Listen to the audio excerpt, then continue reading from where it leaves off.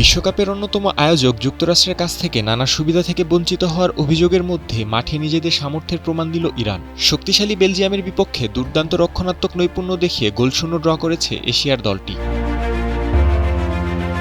রোববার রাতে গ্রুপ জি এর গুরুত্বপূর্ণ ম্যাচে মুখোমুখি হয়েছে ইরান ও Belgium. Kevin De Bruyne, Romelu Lukaku, Thibaut কোর্তোয়াদের নিয়ে সেরা একাদশ সাজিয়েও কাঙ্ক্ষিত জয় তুলে নিতে পারেনি ইউরোপের অন্যতম পরাশক্তি এ দলটি। ম্যাচের শুরু থেকে বলের দখল ও আক্রমণে আধিপত্য ছিল বেলজিয়ামের, তবে ইরানের সুশৃঙ্খল রক্ষণভাগ তাদের সব পরিকল্পনাই ভেস্তে দেয়। বিশেষ করে গোলরক্ষক আলী রেজা ছিলেন দুর্ভেদ্য প্রাচীরের মতো। একের পর এক আক্রমণ ঠেকিয়ে দলকে ম্যাচে টিকিয়ে রাখেন তিনি।